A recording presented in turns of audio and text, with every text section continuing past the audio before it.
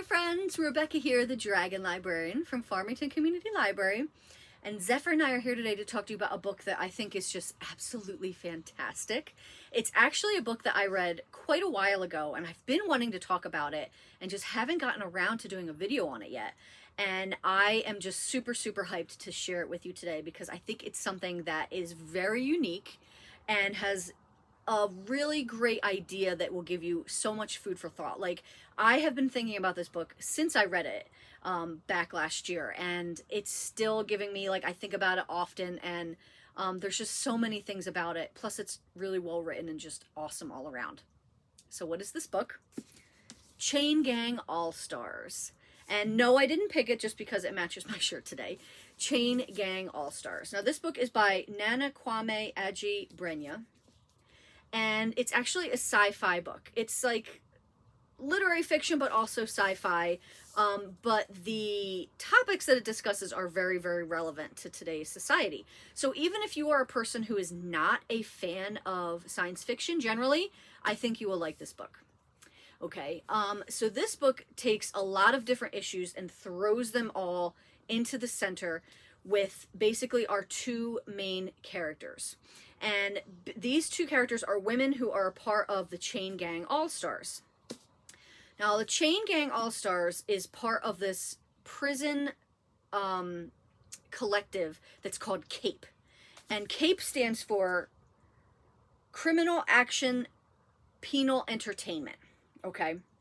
So that means basically that in the prison system, in the future, in the sci-fi, because it is set on Earth, okay? But in the future, in this prison system, you can apply to be part of the CAPE program. And that means if you are somebody who has had a very, very big criminal sentence, if you're going to be on death row, if you're facing capital punishment, you can apply to be part of this program. And that means you fight to the death against other prisoners in stadiums that is televised and broadcast all over the world. And if you can stay alive for 3 years, you can win your chance at freedom.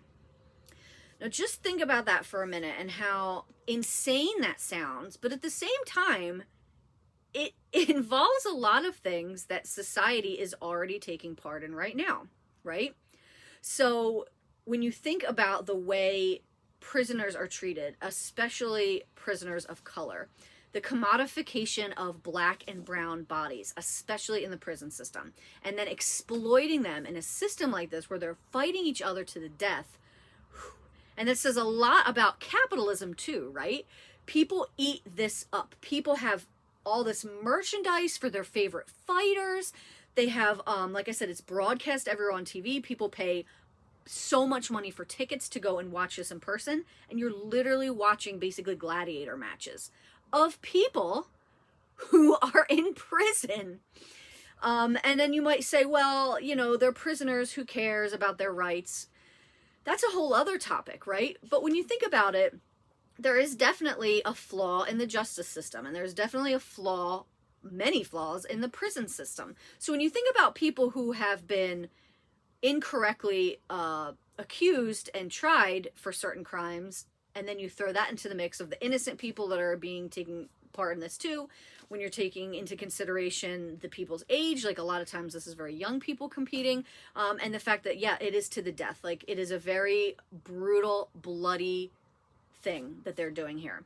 And everybody loves it, obviously, except the prisoners, right? So our main two characters, Loretta and Amara, they are everybody's favorites. They've been in the CAPE system for quite a while. Loretta is getting very close to being able to be freed. She's getting close to the end of her time there. And she has to really start to take into consideration, like, you know, as she's preparing to leave her gang, because there's basically everybody is put into these groups and they're all links in the chain, right? And her team, her chain is the strongest, mostly because of her. And she has to think about things like, you know, who's going to look after them when she's gone? Can she make it on the outside? She's been in for so long. And just so many different things that come up. Now, this obviously is a sci-fi book, like I said. This isn't actually happening, right? But could it? I don't know. That's kind of one of the questions that this book raises. Like, could this be something that is in our future? And when you think about the way people are treated in the prison system, when you think about way reality TV is, when you think about how everything is just more spectacle, more violence, more this, more that, this doesn't feel so very far away, right? And it's a bit of a, like, sort of blowing your mind about it when you really think about it.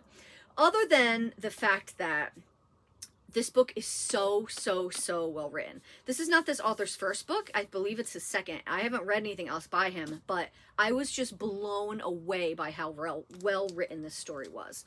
And you're just rooting for these characters. You want them to live and survive and thrive against this system which, you know, takes advantage of them. And it's an absolutely incredible story.